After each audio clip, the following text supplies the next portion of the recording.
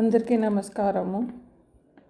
ఇది మా ఛానల్లో ఒకళ్ళు అడిగిన ప్రశ్న. మనల్ని ఎవరన్నా ఇగ్నోర్ చేస్తే ఏం చేయాలి?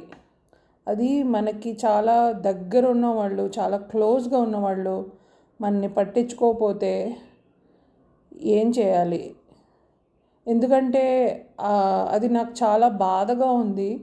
వాళ్ళు నన్ను పట్టించుకోకపోవడం, నా పైన ధ్యాస చూపించకపోవడం వల్ల అది నాకు చాలా కష్టంగా ఉంది. దీనికి వేదాల్లో ఏంటి సమాధానం చెప్పారు, నాకు కొంచెం తెలియచేస్తారా అని ఒకడు అడిగారు ఈ ప్రశ్న.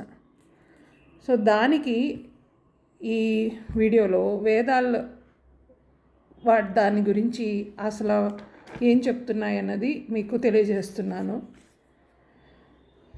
ముందుగా మనం అర్థం చేసుకునే విషయం ఏంటంటే, ఈ ప్రపంచం, మనుషులు, మన చుట్టూ ఉన్న అన్ని విషయాలలో ఒక్కటి మాత్రం ఎల్లప్పుడూ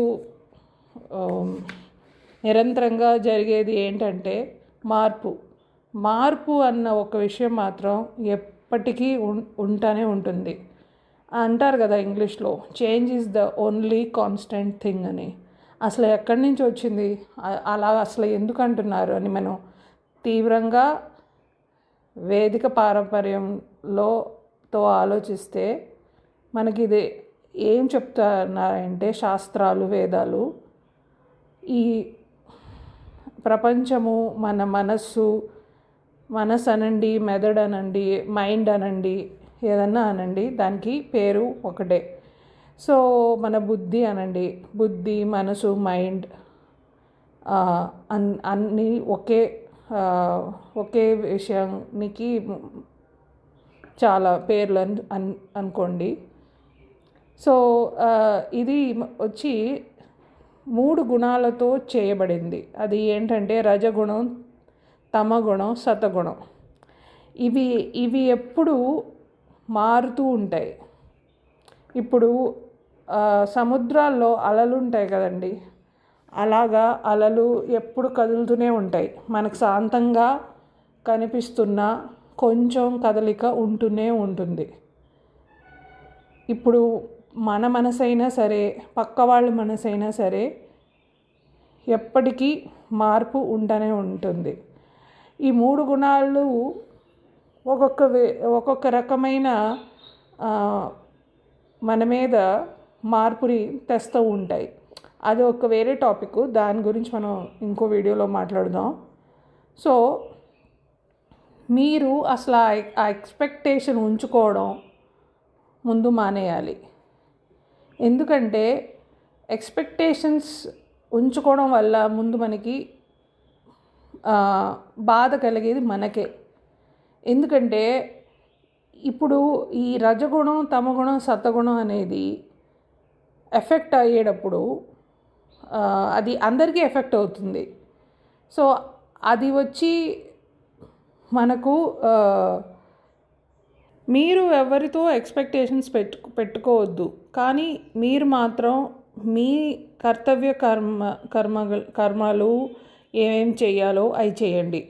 దానికి మీరు అనొచ్చు, ఏంటండి ఇది అన్యాయంగా ఉంది, వాళ్ళు మాత్రం నన్ను పట్టించుకోరు, మనం మాత్రం వాళ్ళకి అన్నీ చేయాలంటే, ఎవరి కోసం చేస్తారంటే మీ మనశ్శాంతి కోసం చేయాలి. చేయకపోతే మళ్ళీ మీకే ట్రబుల్ వస్తుంది. ఎందుకంటే మీకు మనశ్శాంతి ఉండదు. సో మీరు చేసేది చేయండి.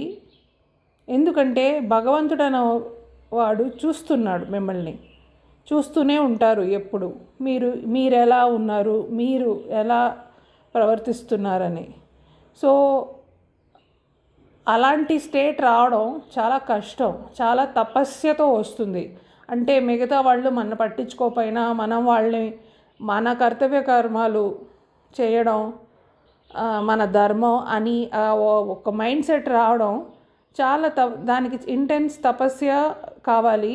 అండ్ మనకి వేద జ్ఞానం కూడా ఉండాలి. అంటే మన ఆధ్యాత్మికవాదంలో చాలా పైకి రావాలి. కానీ అది అది మన దగ్గర లేదు కదా, అందుకే మనం ఇప్పుడు మనం అలా చేయలేము అలా అనుకోకుండా ఎక్కడో ఒక చోట మనం స్టార్ట్ చేయాల్సిందే.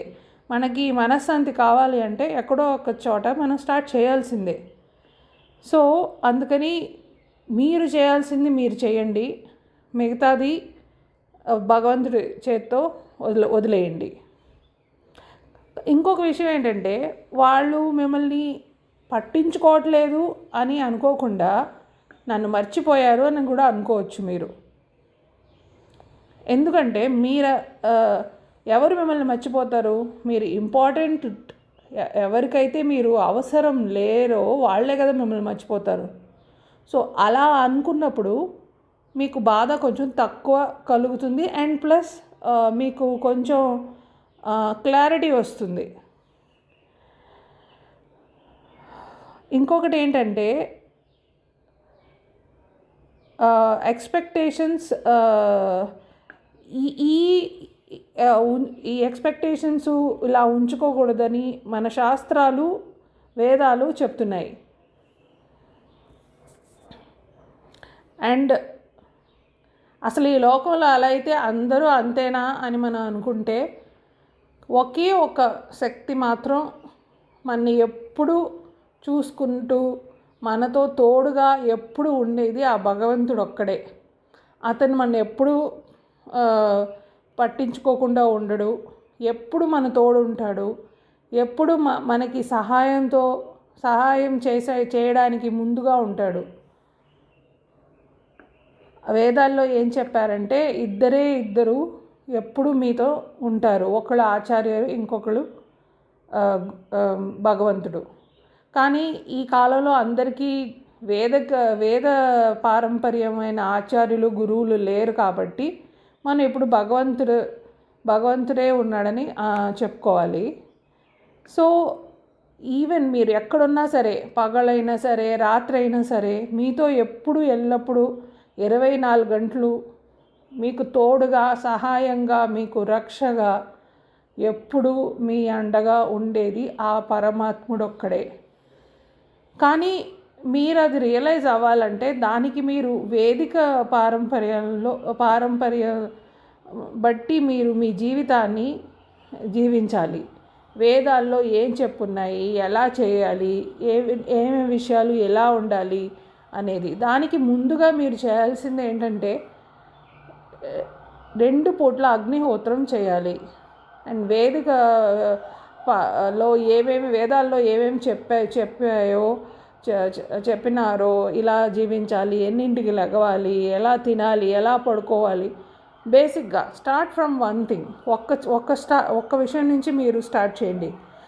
మీరు ఒక పుస్తకంలో రాయండి మీకు ఏమేమిటి మార్పులు రావాలనుకుంటున్నారు, మీకు మళ్ళీ మనస్తాపన లేకుండా ఉండడానికి ఏం మీరు చేయాలనుకుంటున్నారని ఒక సంకల్పం తీసుకుని ఒక పుస్తకంలో మీరు రాయండి. ఒక 2-3 పాయింట్లు అది రాసి ప్రతిరోజు దాన్ని చదవండి. చదివి రోజుకి 1 గంటకు ఒకసారి అలా 30 రోజులు చదవండి. అలా చదవండి, మీ మైండ్ సెట్ మారుతుంది, తప్పకుండా మారుతుంది. అండ్ ఆల్సో మీరు దీంతో పాటు ఈ వేదిక ఆరాధన స్టార్ట్ చేయండి, హోమం స్టార్ట్ చేయండి. మీకు తప్పకుండా మంచి జరుగుతుంది. ఎందుకంటే ఈ విషయాలు నేను చెప్పేది కాదు, మేము నేర్చుకున్నది ఇది వేదాల నుంచి, శాస్త్రాల నుంచి, ఋషులు రాసిన విషయాలు, ఋషులు ఫాలో చేసిన విషయాలు. అందుకే అది మీకు సహాయంగా ఉంటుంది. మీరు అది తప్పకుండా చేస్తారని ఆశిస్తున్నాను. నమస్తే.